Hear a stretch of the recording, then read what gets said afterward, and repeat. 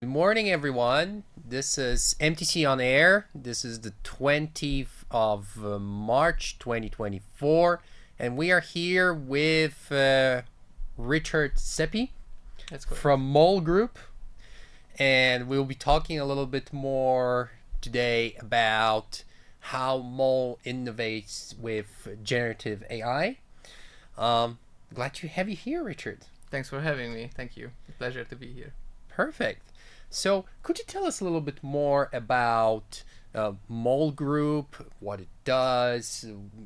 Obviously, it's an energy, oil and gas company, but tell us a little bit more about that. Yeah, sure. So, MOL Group is an integrated energy company, as you mentioned, in the Central Eastern European region.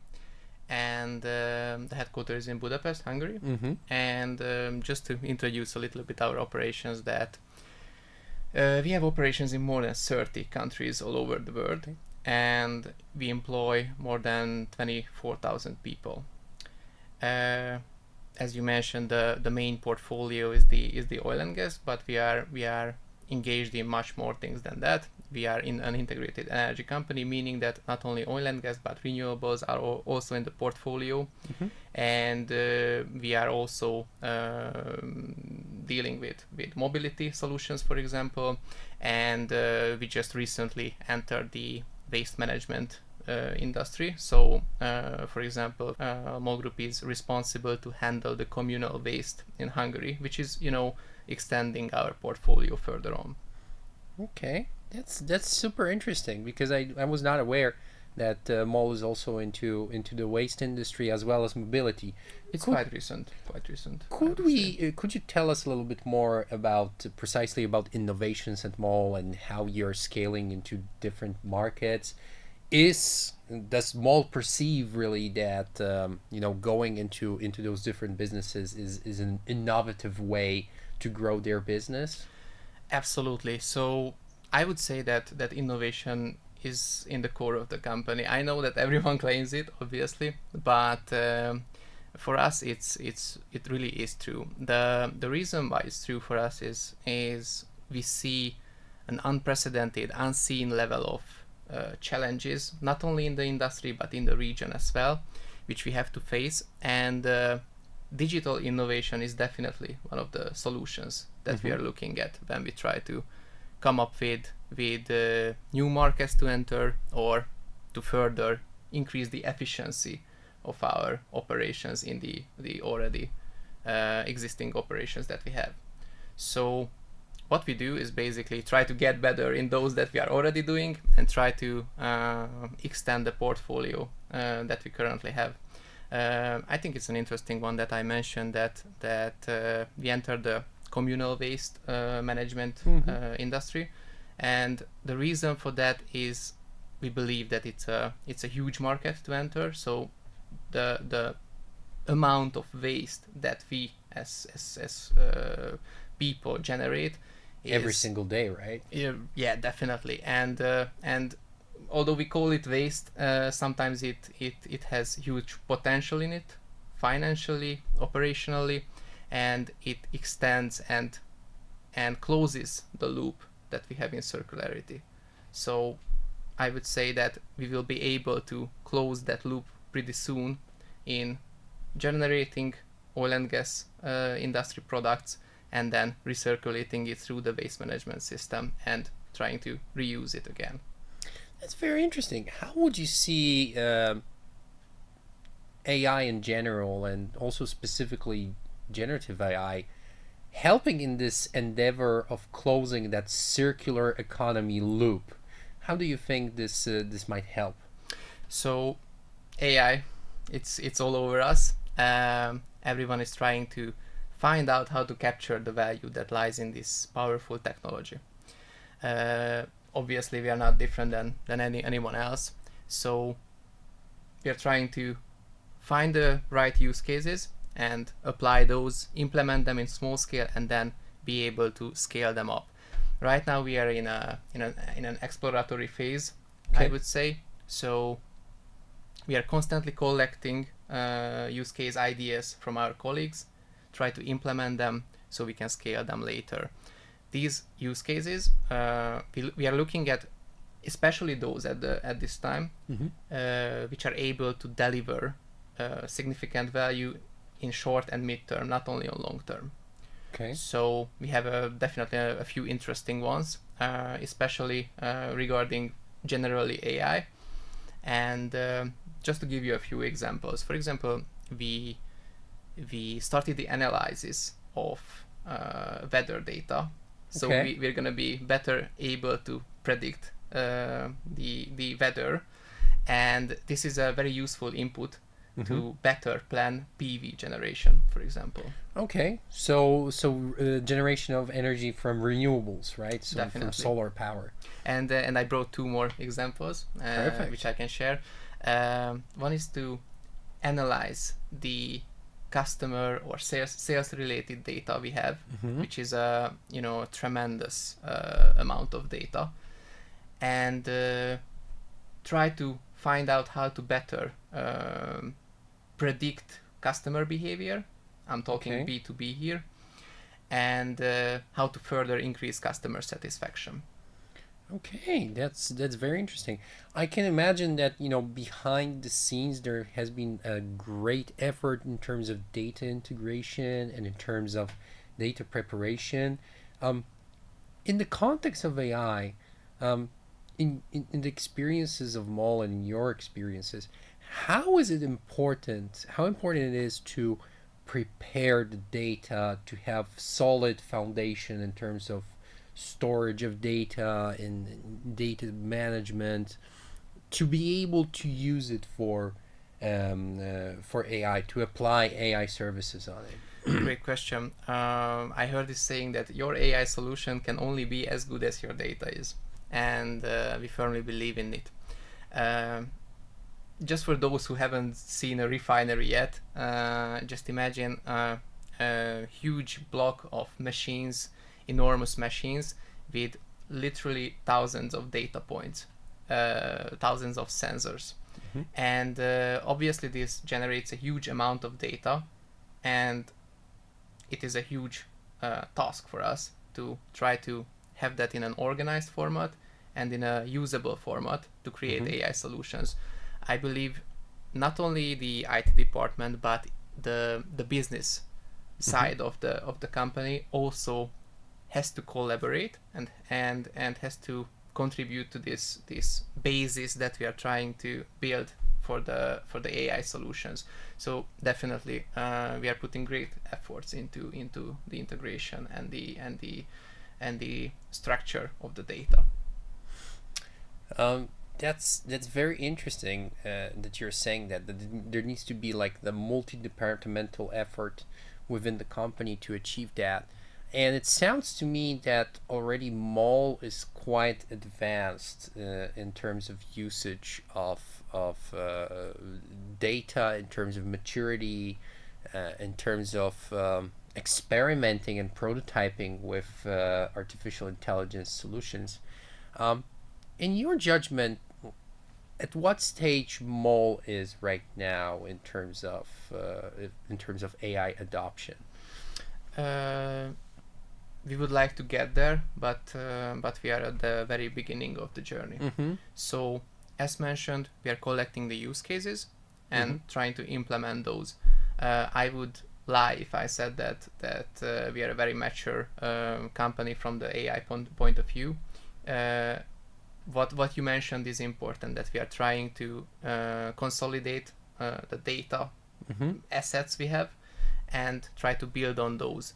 So this is the foundational part of the journey. We are trying to have the solid foundations for this journey, and then we can build on those with these small bricks of use case ideas.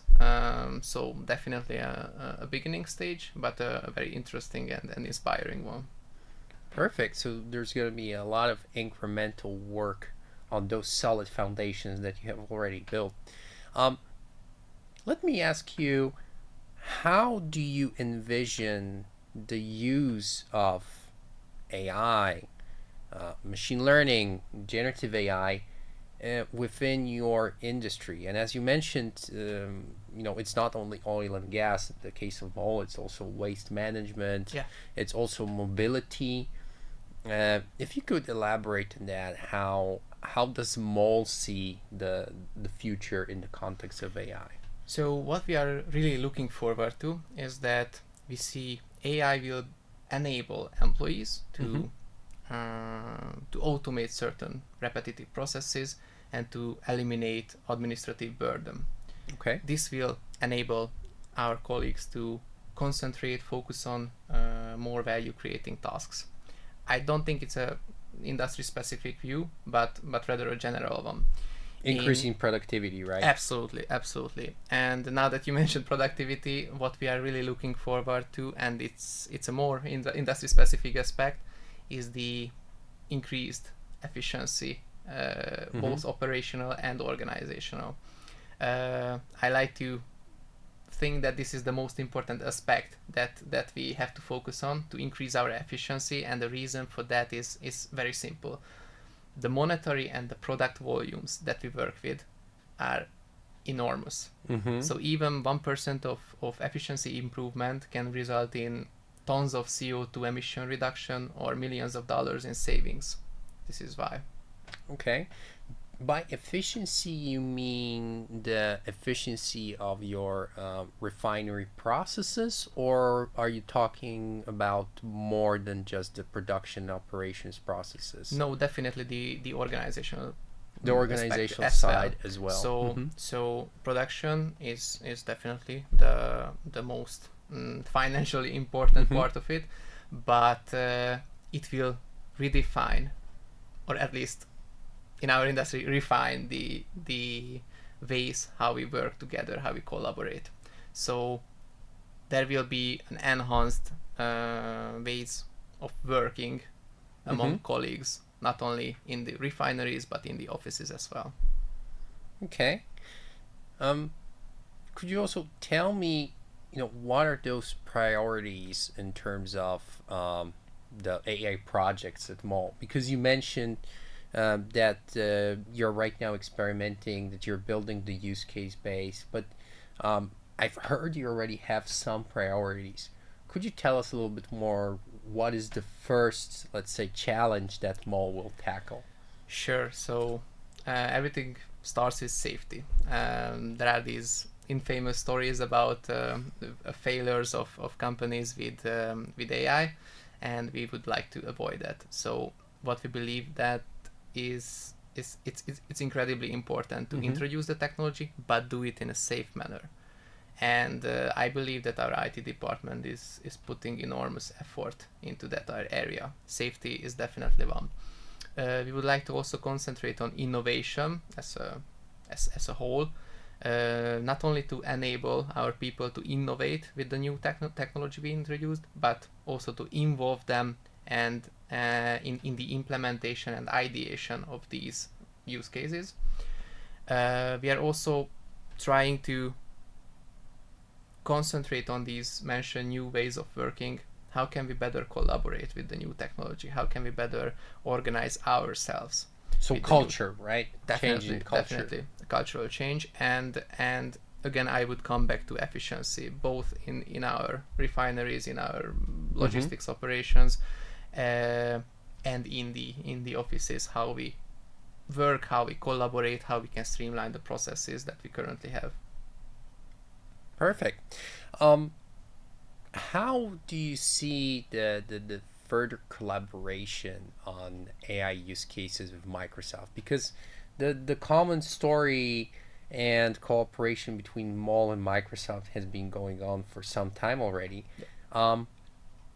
How do you see the benefits of collaborating with Microsoft on your AI endeavors? Great question. And how we see is that I believe that there will be a certain tipping point, point where the amount and the quality of AI-based solutions will just exponentially increase. And that tipping point is defined by two things.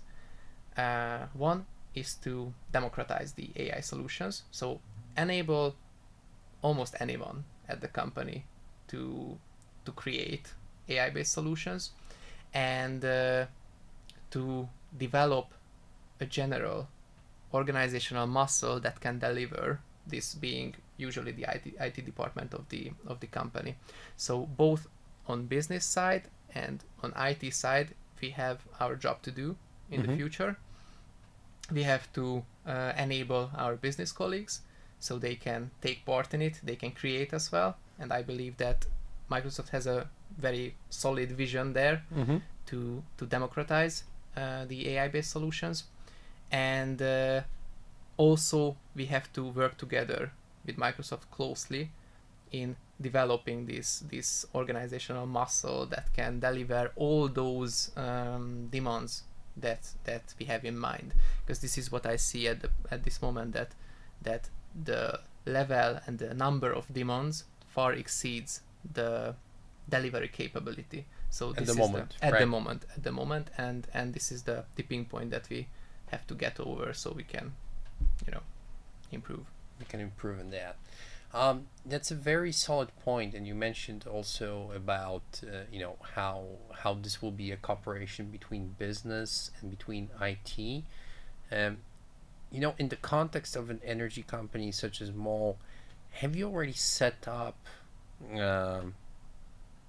I don't know, maybe something like an AI Center of Excellence at MOL, or something that would combine those two worlds of business and IT in order to drive AI innovation? That's a great question, because this is my position, this is my job.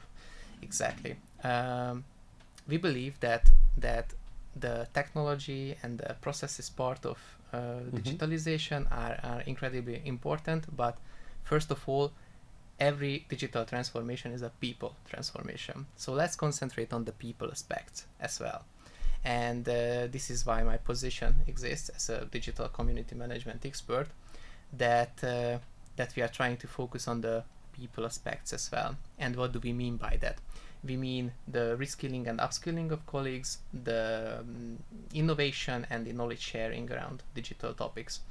And for this purpose, in the downstream division where I work, which consists of 9,000 people, and out of those 4,000 white collars, we set up a so-called downstream digital community, which is a community for everyone who is either interested in or skilled at enthusiasts topics. Absolutely.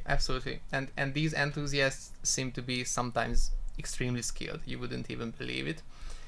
And we try to do three things with them. We try to broaden their perspectives by introducing new technologies like AI, which is one of the best discussed topic in this digital community. We try to enable their learning, their skill development by providing guidance in their learning in the form of a digital learning platform, and we try to also catalyze innovation. Okay. So for that, a great example is that we just finished our first ever downstream hackathon, which I believe is a huge success because it resulted in great solutions coming from these business colleagues.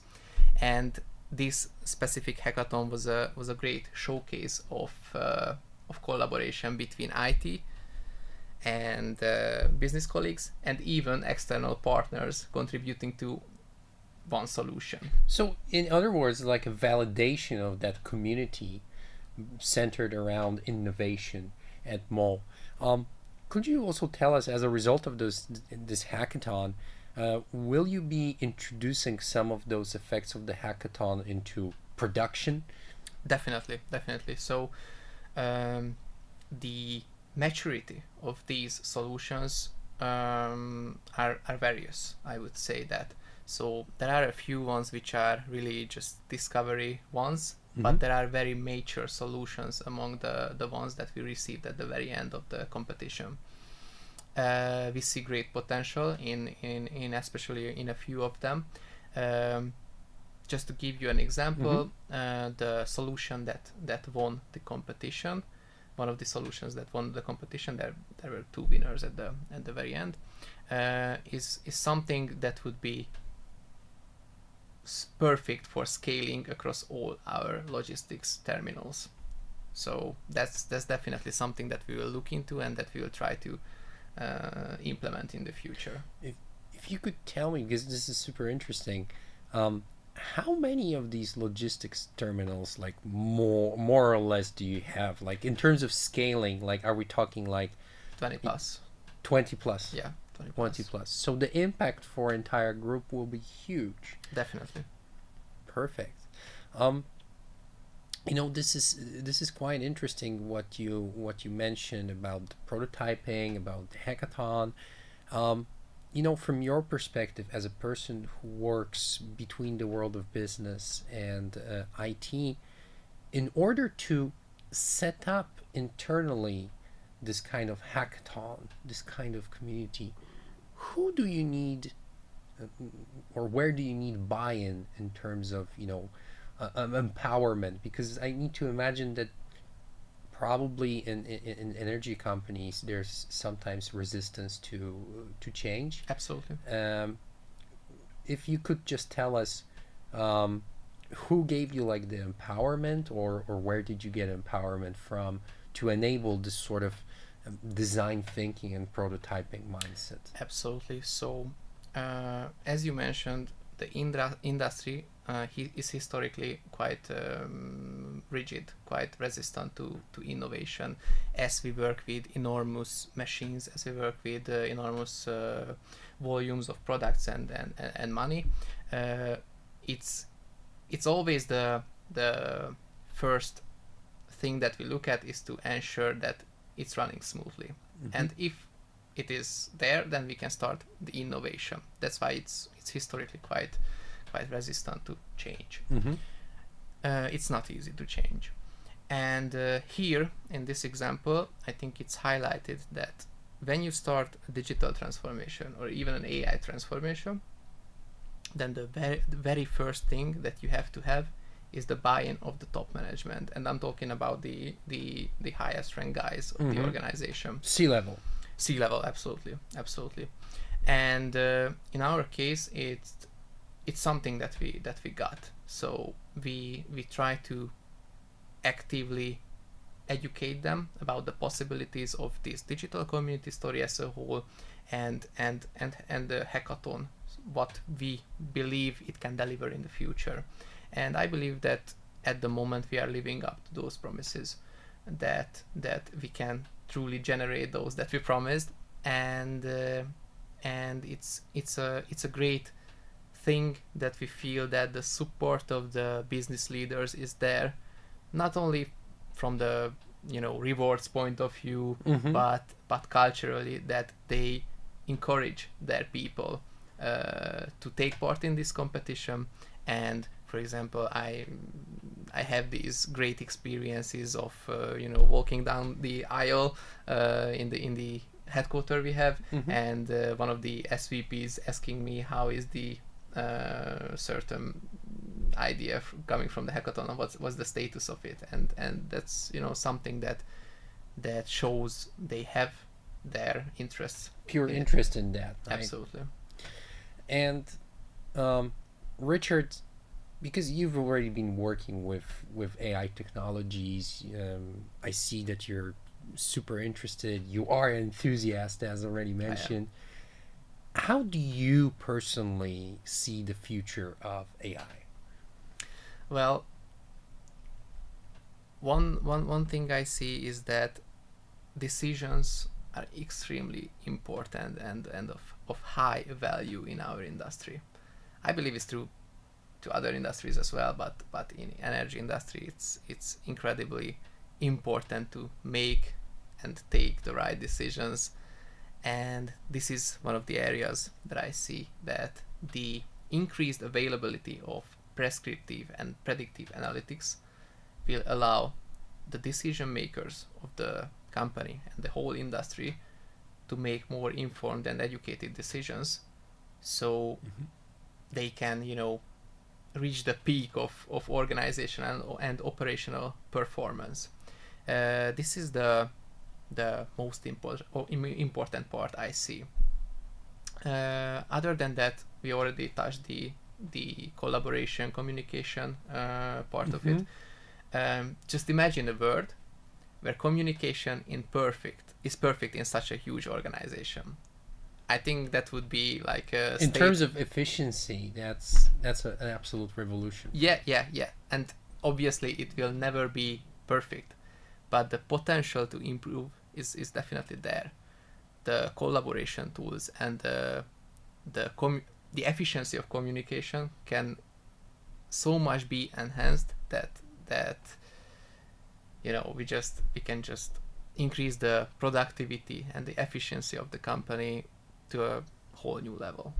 So in other words, you believe that this can run like a much more smooth machine, Definitely. with enhanced communication, and that everybody's going to sort of speak the same language and understand each other. Yes. That's super interesting point of view.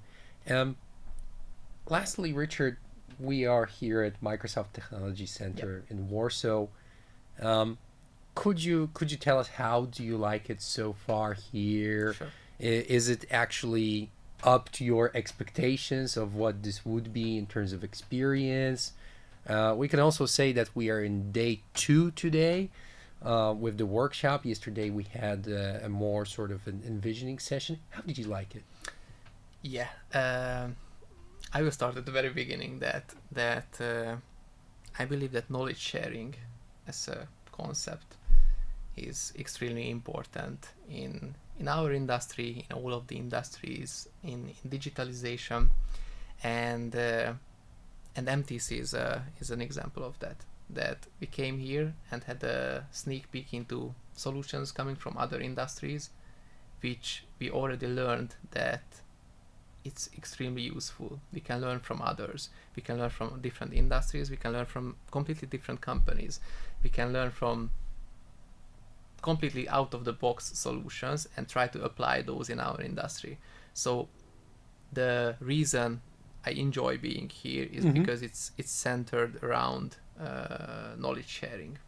So like cross solution and cross industry.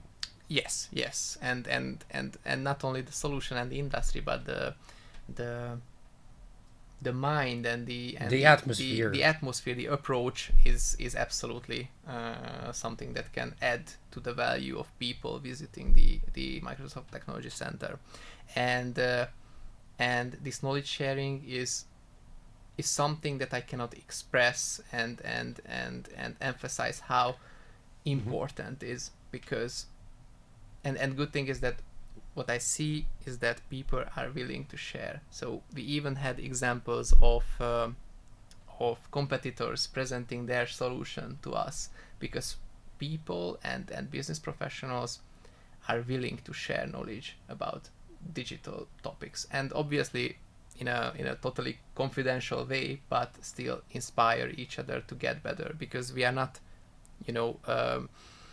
a single company floating in space, but we are a part of an ecosystem. We are a very small portion of the economy and the industry. So we have to collaborate with competitors, customers, partners, and subject matter experts. Absolutely, and this is MTC is an example of cross industrial, cross everything collaboration. Interesting. Maybe I'm going to ask you lastly a controversial question a little bit. Do you believe that coming here, like the whole group, was worthwhile in terms of, do you think that we could replicate the same MTC atmosphere and experience outside of this space?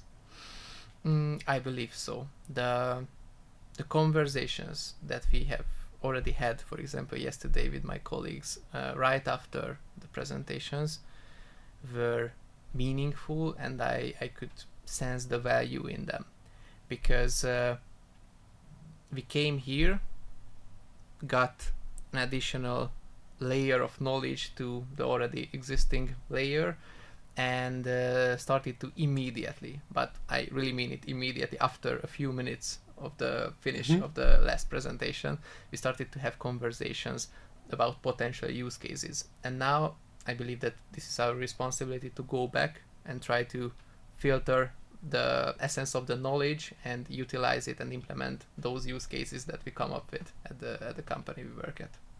That is a great thing. So you feel inspired after day one. Definitely. Energized. Perfect. Thank you very much, Richard, for this conversation. It has been a pure pleasure for me.